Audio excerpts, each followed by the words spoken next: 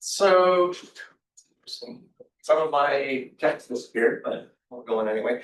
HR has asked us to remind you guys that they sent out an email a while ago about critical trainings. They are mandatory. We have to do them at some point. I had a few issues with them, which I had on my slide, which is no longer here. But this went out in late June. I got mine on June 25th. So if you haven't, if you didn't remember seeing that, you might check your email and see if you got that.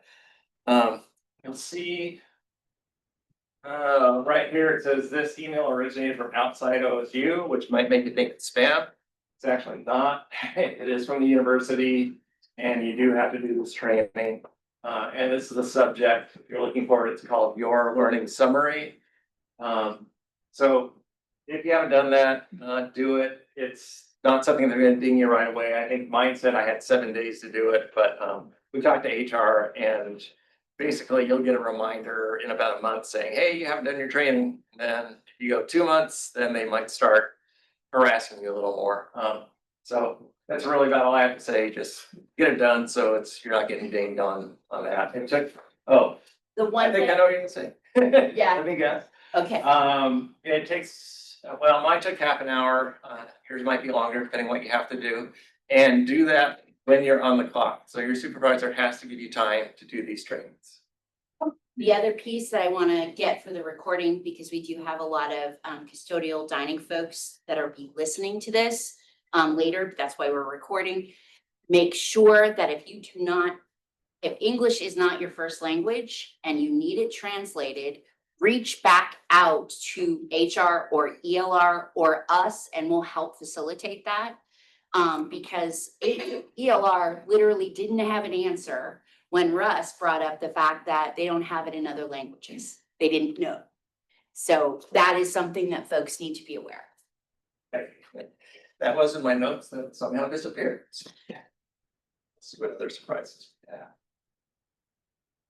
There we go. Oh, hey. Oh, I didn't know I did that. All right. COLAs, we talked about this last month, but you should have seen that in your last check, correct? So it's a 3.5% raise.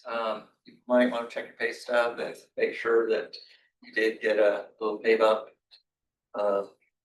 And for some folks too, you may get half and right. half, depending if you're not forecast pay. So if you're getting 15th to the 15th, you'll get half of that 3.5. And then again, at the end of July, you'll get the other half of the 3.5.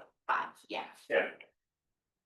If that's confusing, let me know. But more money, which is good. Yeah. Layoff rights. We talked about this last month, but I don't know. You want to add anything, Steph? Yeah. We had a huge training with Snap Ed yesterday. And there was 30 people? Yeah, a lot of us.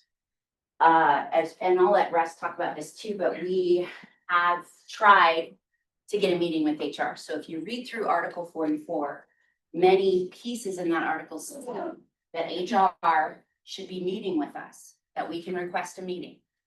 We sent an email on the 30th of June, no response. We asked the question at the Joint Labor Management meeting last week. They ignored us. Now we're at the point where, because they're doing so many shifty, shady things with the layoffs, they're not following the guidelines. They're not sending seniority reports. They're not notifying us at all. And the last time this happened, early June, Russ had to reach out to ELR and say, hey, where's the documentation for these folks getting laid off? And they go, oh, here we go. And they dumped it on us. So if you are approached about layoffs, you can absolutely stop the meeting and ask for a steward to be there. Doesn't mean they'll allow you to, because it's not disciplinary. Layoffs are not a disciplinary action.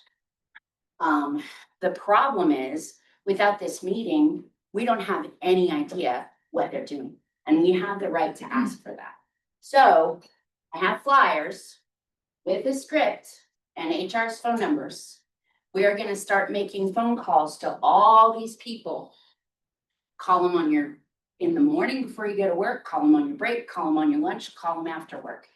And you can call all the numbers, the top and the bottom are the really good ones. Top one is Heather Horn. Heather Horn is the Chief Human Resources Officer. We need her to know this is crap and that they are ignoring us. But going back to Article 44, if you are contacted and told that you're being laid off or that the department budget isn't allowing it, please reach out to our stewards. It's on all the emails we're sending out to folks at 083stewards@SEIU503.org. And let us know immediately, because there's a ton of verbal conversations happening without any official. And that does a lot of things. That holds up unemployment claims, it holds up everything. So make the phone calls. I encourage you. We've got SNAP Ed folks, 30 of them. They're gonna make phone calls. We've got our leadership making phone calls. You don't have to give your name. The script literally says, hello, I'm calling as a representative of SEIU Local 83. You don't even have to say who you are. If you get someone on the phone, you get Heather Horn or even an assistant, ask that they take a message, because we want them to have to listen. The more people that call, the more action we're gonna get. And bumping and all of that it's a deeper Yeah, conversation. right. But reach out to us and we can go through the training. We are gonna have another training. I don't have a date scheduled yet, but we will get information out to folks probably next week, midweek. And it'll be on Zoom and we'll broadcast that out to folks to come and see. We also have Unemployment Workforce Oregon that is gonna give an unemployment benefits training, which is always good to have, regardless if you're claiming or filing it. Sorry, Russ. Thank you. Question, Yeah, what about after 5 days if we don't contact from union? yeah, so when you get officially notified that you're being laid off, you have 5 days to say you want to exercise your layoff rights, which includes bumping. If you do not tell them that within five working days, then you basically lose the right to claim that, you lose the right to bump. You can still be on the recall list, I believe. Yes. Yeah. You've got two choices when you go into layoff. You can choose to go directly into layoff, or you can choose to go through the entire process of bumping or finding an open position, all the things that are available to you. Going directly to layoff does not ding you. However, it's harder. It makes things a little more challenging. In that, yes, you could still be looking for a job. You can claim unemployment sooner. But if you go through the bumping process, especially if your position, there's a lot of, right? Especially if like you're an APA, APS, OS1, 2, whatever. Even in computing, there's a ton, analyst programmers, there's a ton of them. So if that happens and you hear about that, you've got 5 days to decide. I would recommend as soon as you get that notification and the paperwork, call or email our stewards and we'll help walk you through the process. Jax has helped do it a couple of different times. So it's really good to work with someone because it helps. It's navigating this is scary. You get told that and your whole, my whole body would drop. I would be like, and it's happened to me, at U of O. And then I ended up bumping and it was, a whole nother thing. But it is possible. And the thing with bumping that everyone gets this weirdness about, it doesn't feel good to bump someone out of a job. However, that someone also has the same rights in their contract you do. So you're not pushing someone out of a job. Management made the decision on the cuts. You didn't decide that. So your coworker has the same rights in the contract as you do. So if you're bumping someone to a different position or bumping someone out of a position, they get to go into layoff. They get to call us. We get to walk them through the process. So it is ugly, but it's not because they still have the same rights you do. That helped, Gina? Let's move on. Safety. Okay.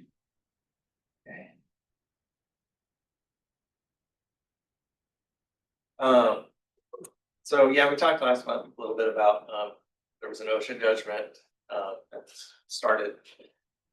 Because USGS Facilities was doing some unsafe practices with asbestos. And pretty much got that resolved.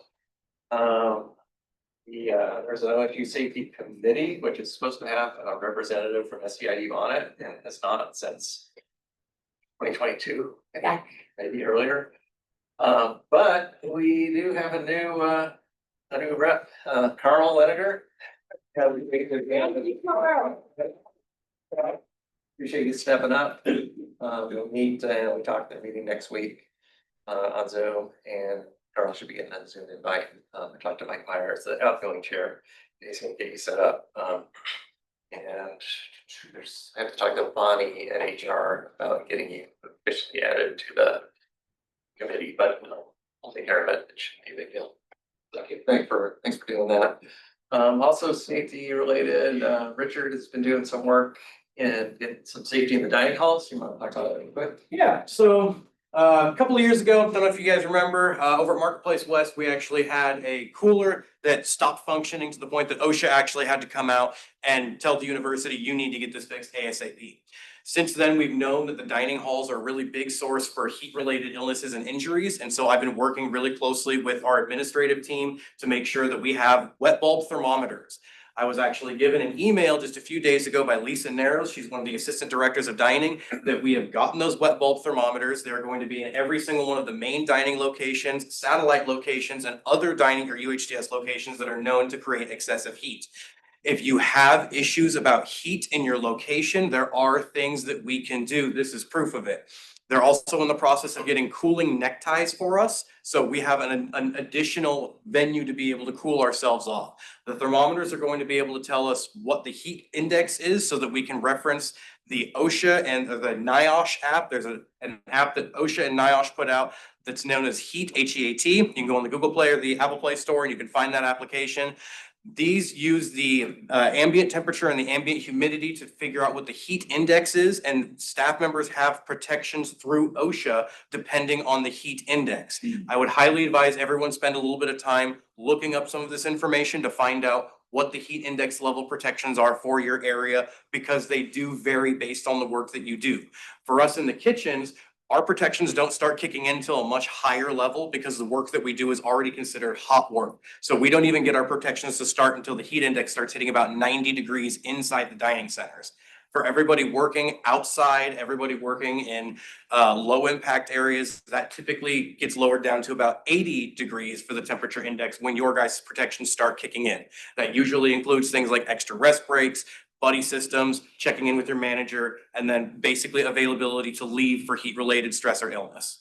Does anyone have any questions about that? Awesome. Good stuff.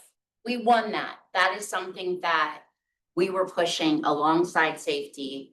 Richard went to I went, but Richard's the leader. We went to the dining collaboration meeting and pointed it out. And at one point, one of the directors, I won't name them, mentioned that OSHA keeps coming out. And we said, yeah, we'll continue to keep coming out until you get your stuff straight here, because it's not. And that was proposed to them. Richard had to poke them again in an email saying, hello, we're here, you're ignoring us, which is what often happens with HR. So that's why I'm excited to make these calls, but also it's a win. It's a huge win. The safety committee situation was a huge win. At our joint labor management meeting last week, we literally printed off and handed to ELR, Employee Labor Relations, the OSHA Safety Committee guidelines. And they thanked us. And then at that point, I had mentioned, well, the folks that are on the safety committee per OSHA have to be safety trained. There's a special training for that. And ELR, I will name him, Scott Southard, said, well, do you know what kind of training that is and where we can find it? And I'm not trying to be unhelpful. The thing is, we're not environmental health and safety workers. We're not environmental health and safety experts. We're not OSHA. So I said, maybe you should check on OSHA's website. That would be a great place to look. And so, yeah, hopefully we'll get that going, but yeah. As it stands, Russ is right. The last time they asked us about having a member sit on the safety committee, which is supposed to be half and half, by the way. It's supposed to be volunteers and classified staff and then half management. There's 5 right now, 5 classified staff. So union represented staff on that, and the rest, there's like 50 people, and the rest are managers, at least 30. Yeah. And the rest are managers, which is completely out of OSHA's compliance, so. Sorry, go ahead, Russ. Okay. Let's see what else. Oh, safety email, I just put that on there as a reminder. We don't have a safety email, but I think we should. Like an SEIU safety email, so it's something That's a we'll work good on. I just put that out there to get that conversation started. Thank you, Russ, that's good. Keep going. More to come. I think we're gonna be in safety every meeting for a long time. And if you guys have any concerns, current concerns, let's table that until we get to the end of the presentation. I want to be respectful of people's time, so that people can do that. Get out. But we can circle around it here. And if you're not able to have your concerns addressed before you have to go back to work or anything, feel free to reach out to the executive team. The ice cream event. This is the right date? Yes, Yes, all right. we have the time to. Everyone got a flyer. I would encourage folks to take the flyer with you, take a bunch of flyers back with you. We're gonna meet outside Kerr. It's kind of a rolling sort of time, 11:30 to 1:30. Stop by, get ice cream. The reason it's outside Kerr is because we're not getting movement from management to have a meeting. Even if we get a meeting, we need to show up in droves. Bring your family. If your kids are at home or in a place you can pick them up to swing by and grab ice cream, do it. The more people that show up, the better, because it shows in a happy way that we don't like what HR is doing. We're not gonna chant, we're not gonna, do a rally cry unless folks want to. But I think at this point, we're gonna start out with, and it was Jax's idea, thank you. Start out to have this party. We're gonna have fun. We're gonna show joy, right? We're gonna say, we are joyful, you are not. And we're eating ice cream and you are not. No, I'm just joking. But that's the point behind it. Everything is so heavy right now. And I think it would be good to just socialize underneath. It's gonna be, well, you'll see us, but we're gonna hand out ice cream and like I said, bring everybody you can, everyone, turn out. And will there be an email going out with more info on that? Yes. Later. Yes, I will start sending that out probably more. And that gets us to the end of what I had. You guys have anything else you want to cover? I didn't see anything. Well, I'm wondering if anybody online has questions about layoff. And if you do, raise your hand, go ahead and come off mute. Yeah. And it's okay. It's okay that we're recording. We're not sharing this with anyone else. So. Also, I can get more, but I have a contract here. Article 44 is on page 70. So if you go online or you want to look at this, take it, it's yours, whoever wants it.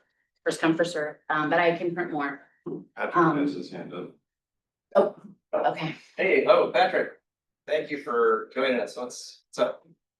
Yeah, so I just want to stress to everyone that if you get any communication from your supervisor or from HR ELR about a layoff or a possible layoff, to contact us as soon as you can, just so we can help you and that we know that it's going on, even if they haven't given official notice, just so we know.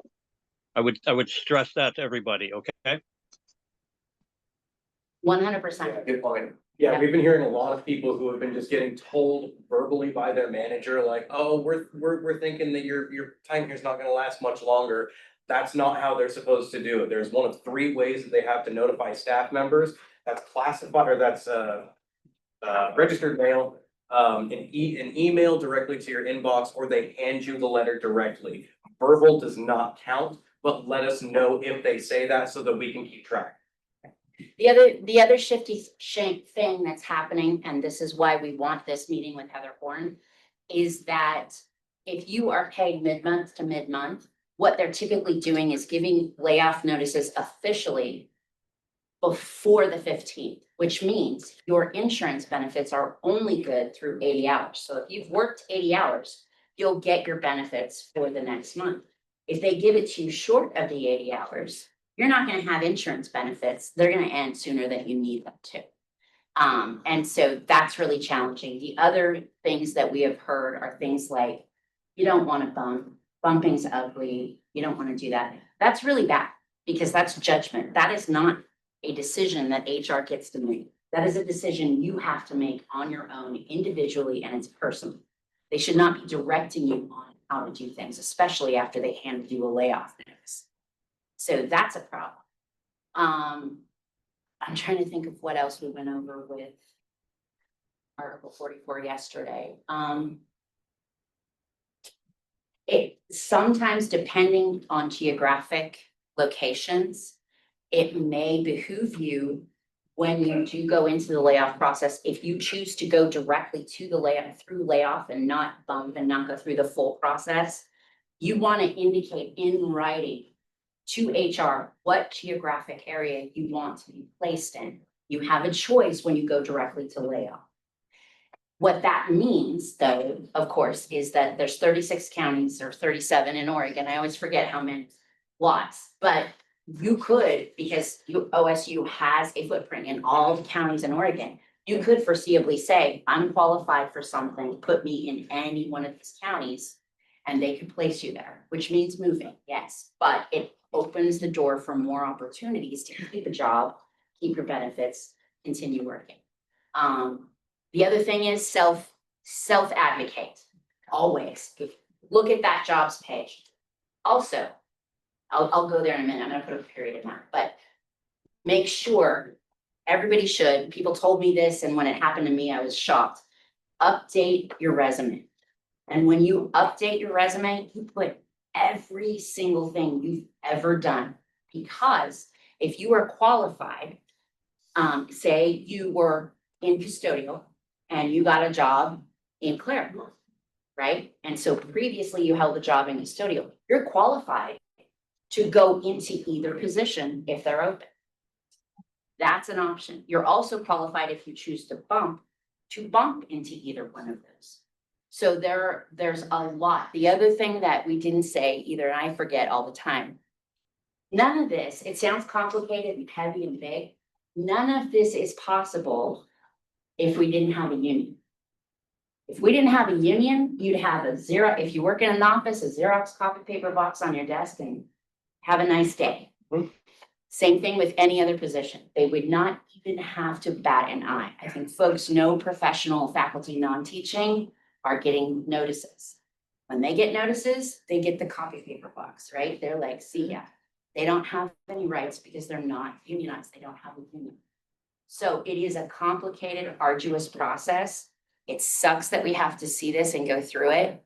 Folks have probably been hearing about ODOT.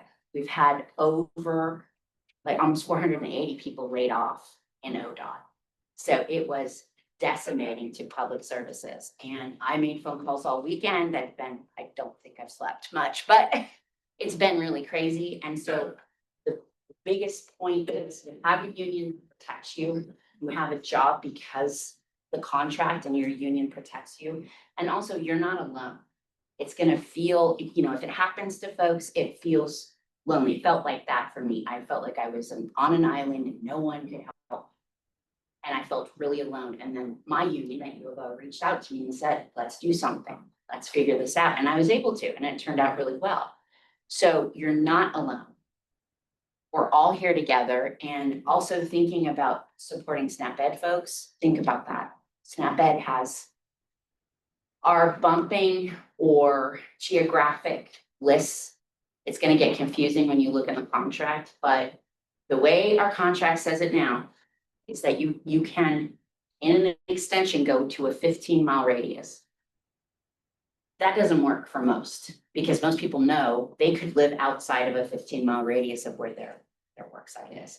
We have an extension worker who's an awesome leader. I don't think she's on today.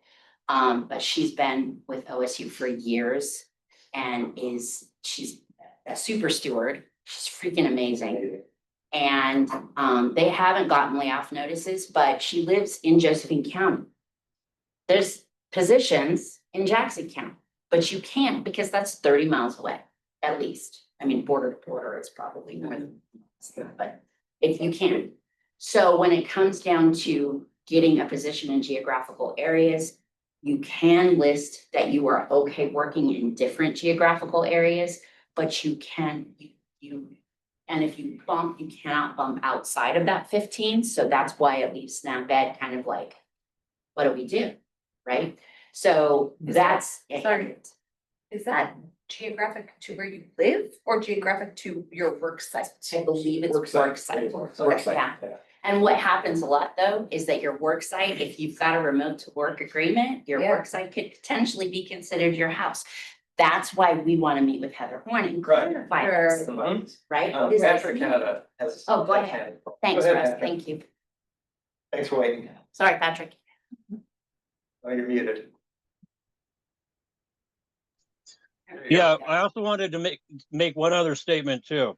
So if you're laid off, they will end your email probably within 2 weeks, maybe on the outside 30 days. So we are currently figuring out how we can get people, because they don't have to do that. I mean, especially if you're laid off. I mean, if you're on the recall list and everything and you need to access your W-2s and, you know, or the application process for the jobs on their website, right? I mean, we're working on that right now, but bear in mind that if you do get laid off, when the last day you work, you possibly might only have 2 weeks to access that information on via your login credentials for OSU.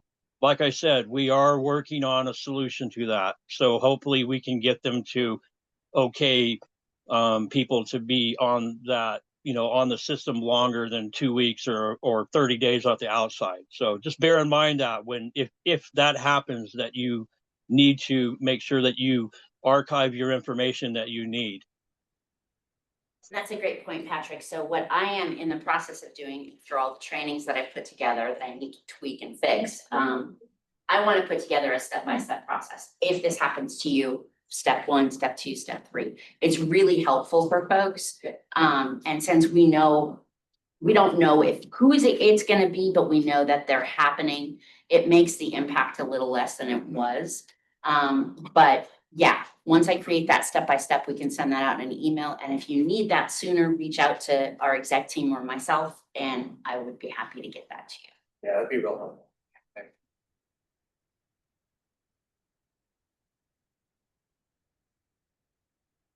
And Anything else? Questions, concerns, safety stuff, layoff stuff? Other stuff? Ice cream preferences? yeah, Actually, that's a good question. Is there anything specific that you guys would like to see there? Anything you don't want to see there at all? No black licorice ice cream. No black licorice ice cream. I think that would be, that's it. Yeah, really easy, but I mean, if someone really wants black licorice, reach out, but no. Also, I can do dairy free as well. So if folks have remote friends, Should probably make sure that, right? oh yeah, we'll do nut free and all of it, try to go allergy free. And yeah, see what we can do, but yeah, I think it's gonna be fun. Like I said, bring your family, bring your kids, come on out, show up. It'll be fun. Show the joy. So I have a quick question.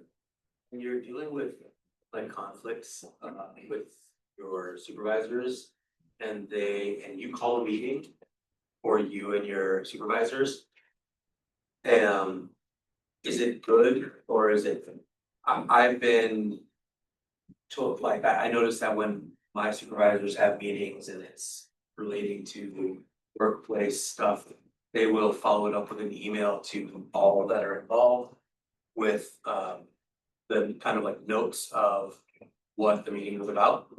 So if I call or somebody calls a meeting with administration, then it's on me to send my administrators, kind of like an overview of what that meeting went over?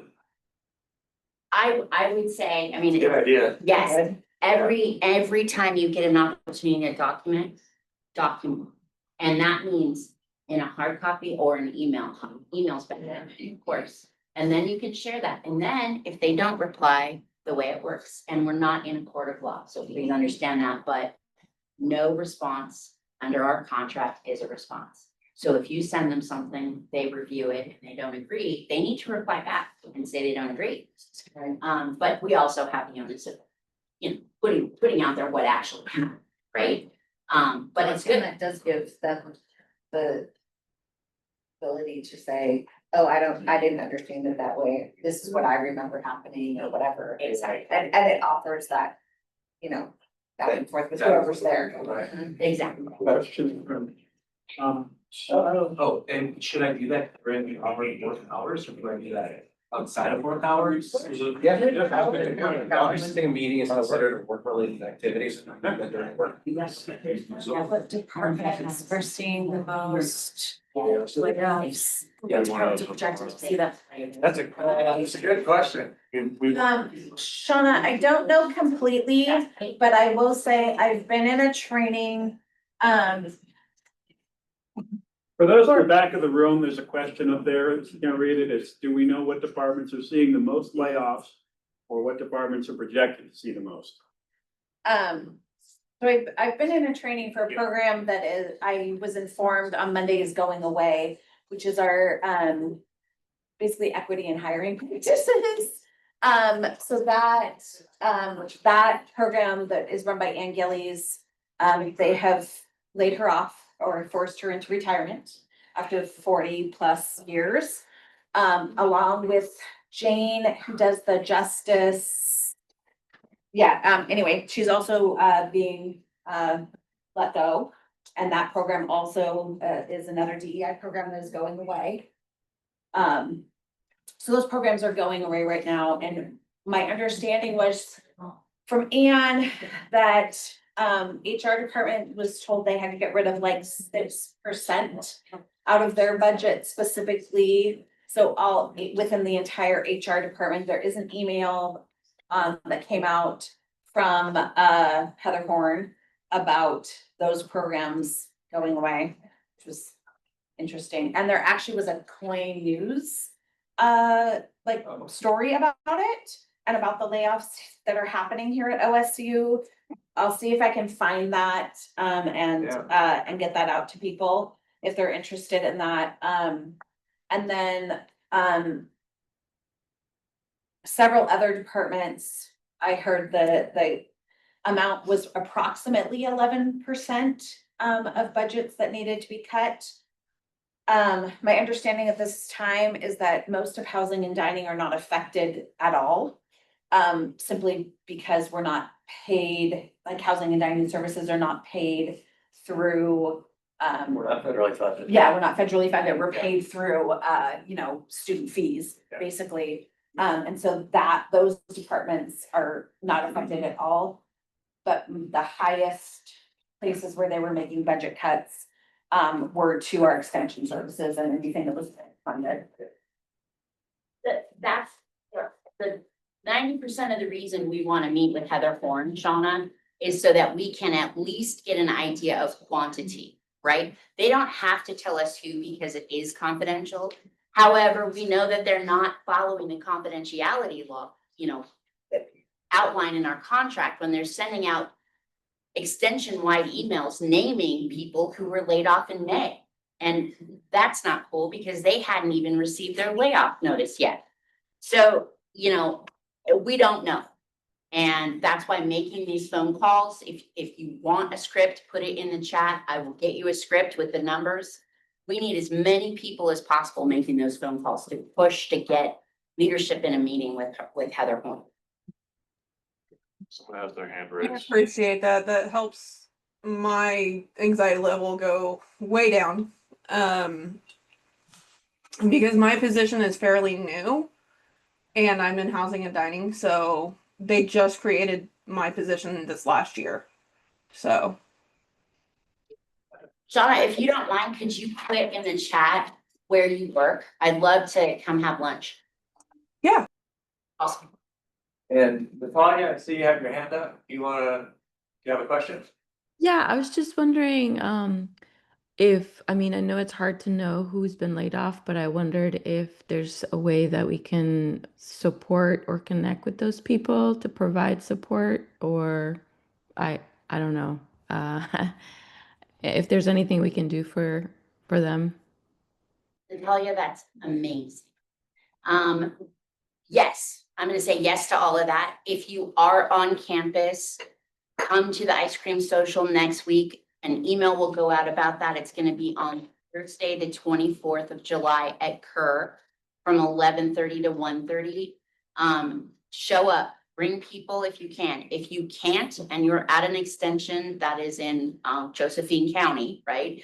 Then I will absolutely reach out to you. I'm not sure if you're not comfortable putting your last name in the chat, you don't have to, but I will look you up. Or you can reach out to our executive team, because I think, yes, I'm putting something together to support. Right now, we're doing trainings. It's almost like triage. But getting those phone calls from folks to offer support is really, really a great opportunity. So thank you. Yes, yes to all of it. Jennifer, you got your hand up? Yeah, hi. I just wanted to throw it out there because a lot of people are asking what departments are seeing layoffs. And from what I'm seeing, it doesn't really matter what departments are laying off, because if someone from another department wants to bump you, they can bump you no matter what department you're from, because that's happened in our department. Our department wasn't seeing layoffs, but someone from our department did get bumped from another department. So, and we didn't realize that could happen. So I just wanted to put that out there for people. Remember that bumping allows you to go into, if you get bumped, you still have the same rights as the person who's getting laid off. So you still have the rights to go back into layoff or to bump someone else. It doesn't end your employment. It's not fun.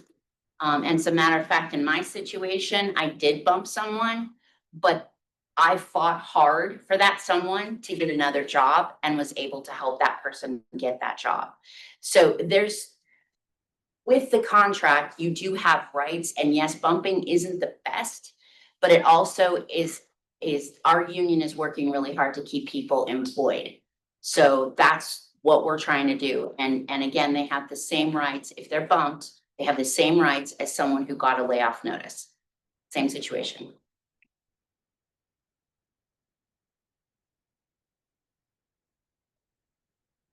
Questions about bumping?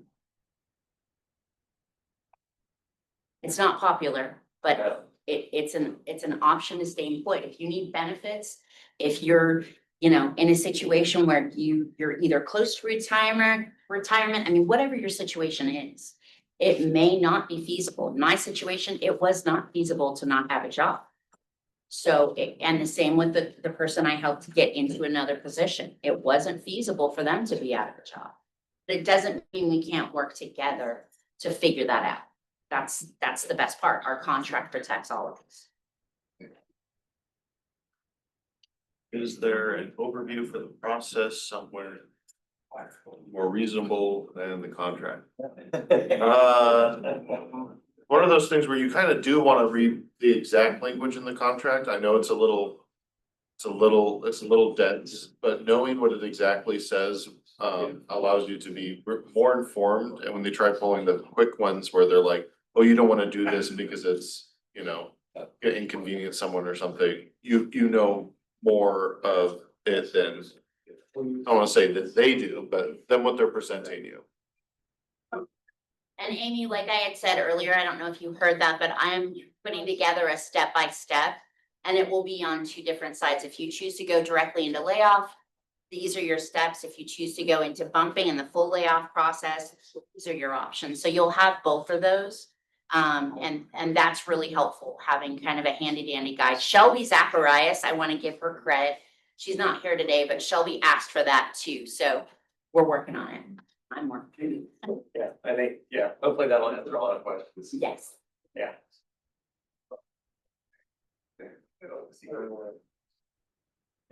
Eric, do you wanna, I don't wanna put, well, I do wanna put you on the spot. You mentioned some reservations about the phone calling. You like to discuss Well, that? Yes. First and foremost, if you are gonna make phone calls, I would suggest you do it. Make sure you are on a break. Yes. Do not use a university phone. No. Use yourself. Because and have we filed a grievance on their lack of response? We have filed every grievance we can. The lack of response does not have teeth in our contract. Okay, well, there's nothing in the contract that says we can pepper people with phone calls. There's nothing in the contract that says we can't. However, if you use a university resource to do that, you can be violating the acceptable use agreement that you are under as an employee. And should somebody decide to take that in a negative way, that can be taken in a negative way. Yes. I'm not saying don't make I have some reservations about everybody making phone calls all at once. I agree that they need to be held accountable and they need to know they need to do the things. Don't do it in a way that's going to Jeopardize. get you in trouble. Yeah, and I. Be respectful, but Yeah. Eric, would using your personal phone that you do pay in part with a stipend, would that go against accessible use? No? Okay. I mean, the chances, and that goes into a whole deeper thing, the chances of them, the university pulling your phone records if you're getting a stipend isn't likely. It's super, super, super expensive for them to do that. if it's your personal phone, you can, they have no say over what you use. And I hear Eric's concern, folks, I hear that. I also want to let you know, Eric's right, I would recommend using your cell phone. Do not be afraid to call, you're not leaving your name. And the worst of it is, you're asking them to do something. It's not, you're not threatening them. If you look at the script we have, you're not threatening them, you're not doing anything. All right. So if you want to see the script, let me know. There's scripts up here, with the phone numbers. And then for everybody, just real quick, we're getting ready to end the meeting, I know, but we have some more of those ice cream flyers right over here on the corner of the table. Take a couple of them with you, find your union board, post them up there. Yes. Give them to your coworkers, give them to your friends, give them to your family. Connect to everybody that you can. Let's flood HR. Yeah. 6-9 is. Bring the host. Thank you to remote people who zoomed in. Thanks for being here. Did I get a flyer or yes, or should you ask me? That would be Stephanie. I have access to it though, so. Yeah, if I have it in color, it'll look better. I'm also planning to do a full page one for them here, so. That'd be great. Yeah. What's that thing? Songs. Right. For the phone. It's helpful. Talk to Gino on